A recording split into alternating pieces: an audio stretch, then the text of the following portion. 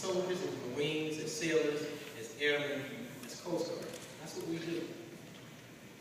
So why are you here? It wasn't because of the racquetball tournament. We appreciate that. We really do. And some of you already speaking my back a little bit, playing with you. But it's bigger than that. We started this thing of a dream back in 2009 at Balboa Hospital. And from there, where have we been? You don't know until you have the testimony.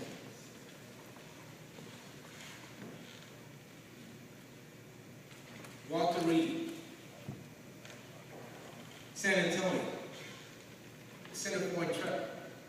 When you see your comrade in a wheelchair because he lost his legs, that's how you do what we do. And I'm proud of you to say thank you for inviting us out here. And I also got to say thank you to the vets. Thank you to our servicemen who wore the uniform as first responders, policemen, firefighters, because we understand. And you're going to hear a story, and I'm going to make mine real quick, but one of our soldiers who went through our clinic had brain cancer. He took our clinic out of Balboa Hospital. He could not get through his chemo because the chemo had worn his body down so much. He took our class for 4 weeks. And after the 4 weeks, he said, Steve, you know what? I can get through my chemo now. And because of that, racquetball is not the cure, but he has been cured of brain cancer. And that was Dr. Maverick.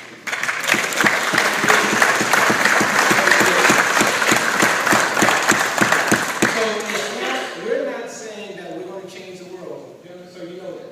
But we're going to make a difference one at a time. That's why, Leo, thank you guys for doing what you're doing. And I want to say thank you to another special note, Jack, if you can. We're going to make a presentation. Leo, this is from us to you.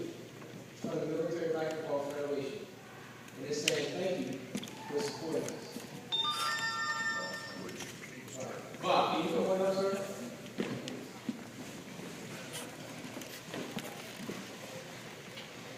This is a small presentation for saying thank you for doing what you're doing.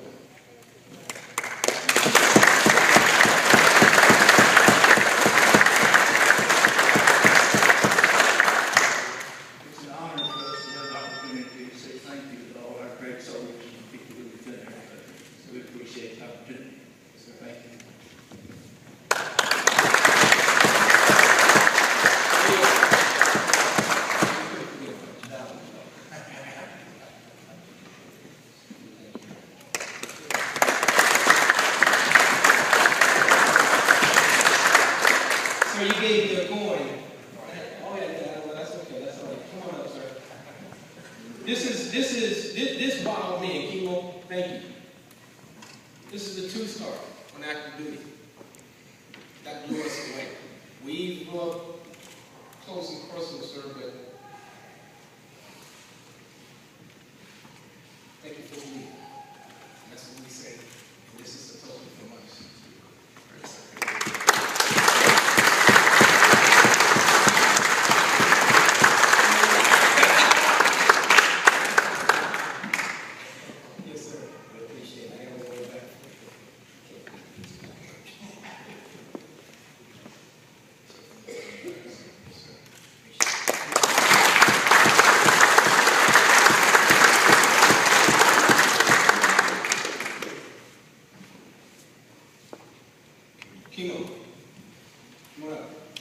Chemo called us. Chemo was the Military Racquetball Federation Military Person of the Year 2 years ago.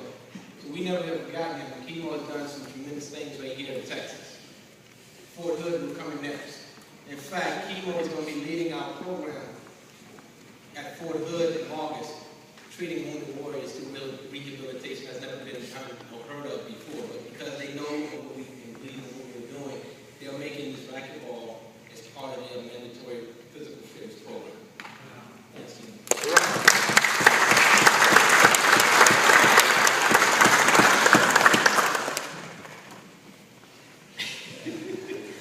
I called him Lumberjack. In fact, Jack introduced me to him. His story goes something to the effect. He said, Steve, I had to do what I had to do. 2005, he was just out, they called him QR, just out on a mission. And they said, hey, one of our soldiers needs some help. He got the radio call, he was airborne. He was airborne. He did an assault. And he'll tell you the story. But on that day, changed his life.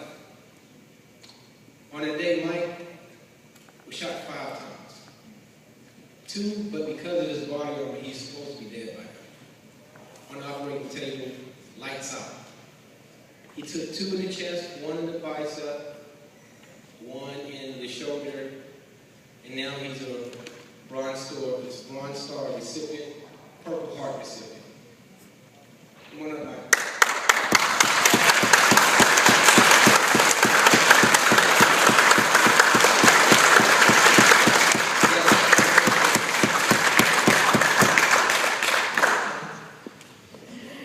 Introduce you guys to Mike, our Wounded Warrior.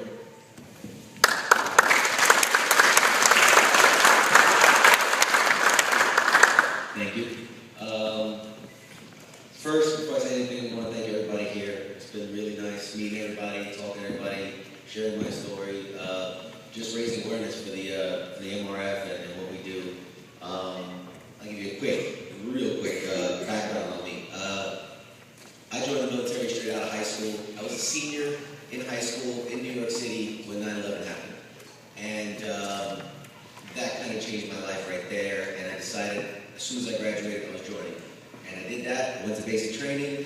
I joined to be infantry, the frontline guys. I did infantry. I went through airborne school, learned how to jump out of planes, don't know why. Right after airborne school, I was stationed in Vicenza, Italy, with the 173rd Airborne. Long history with those guys. They've served in every major conflict in the history of military. I was deployed immediately. In 2003, we jumped into Iraq. It was the first combat jump since World War II. And so we jumped into Iraq. I served in Iraq from 2003 to 2004. A lot of close calls. It was a hard time. We did our tour. We got back home. Back to Italy.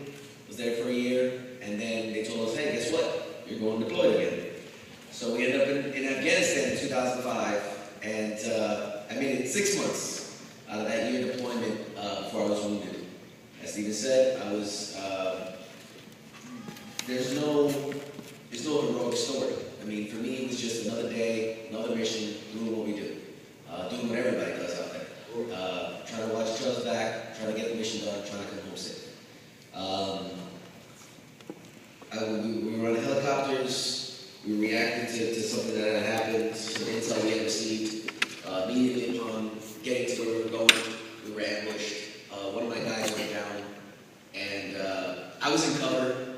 He was out in the open, and I made the decision to go get him because I wasn't going to sit there and be in cover while he was getting shot at. He'd been hit twice through the leg and couldn't get up. He couldn't move. So I ran out there. I grabbed him. I dragged him back to cover, taking 1 shot while dragging him back. Upon getting into cover, I got out of cover to return fire, to suppress the enemy. I was repeatedly shot over and over. After I stood up, I should have stood up. But you learn lessons later.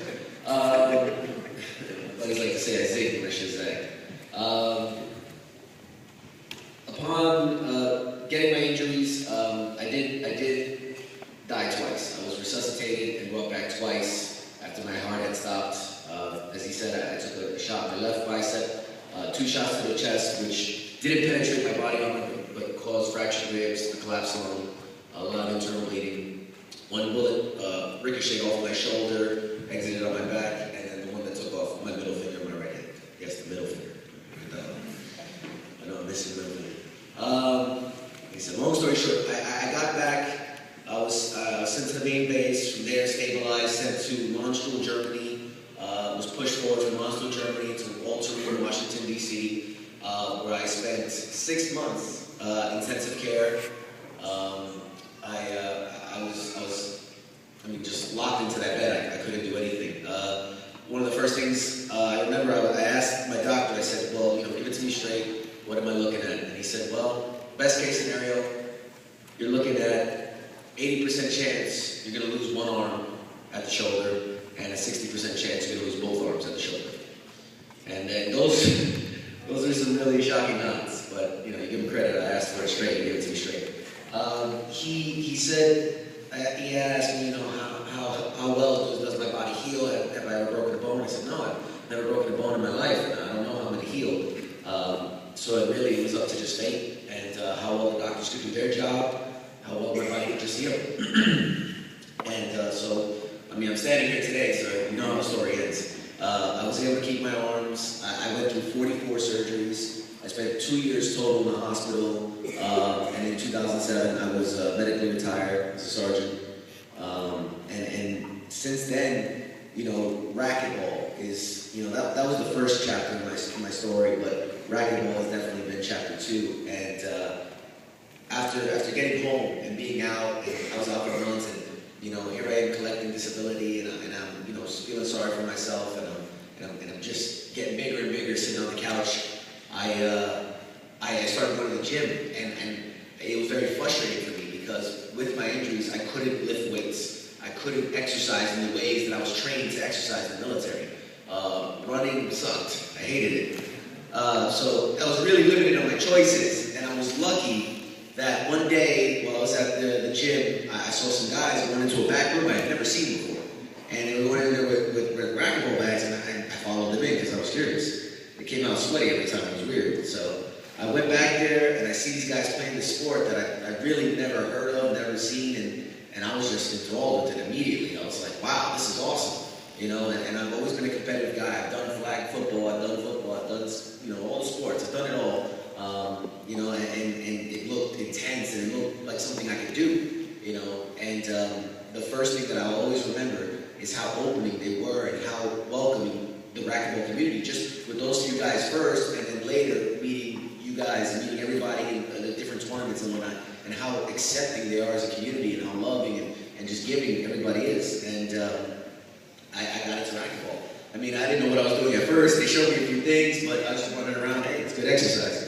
And then luckily, shortly thereafter, I met Stephen Harper. He contacted me, and he had heard my story through, God only knows where, but he had heard my story, he contacted me, and immediately I was in it for sure, because after playing racquetball for a few months, I had lost something like 40 pounds, and just, I got off the couch, I was happy again, I was vibrant, I started getting out into my community. I mean, it changed my life in so many ways I can't even describe.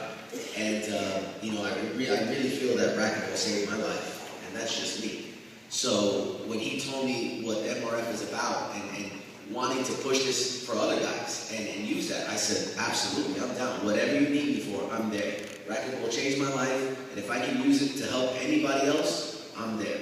So he told me about this thing here, and I'm glad I'm here. I'm glad I met, and I talked to some of you, and I'm always available if anybody wants to talk after this. I've got some really good stories. But yeah, that's it. And I just want to thank you all for coming out and supporting us and letting us do our thing. I really appreciate it. Thank you.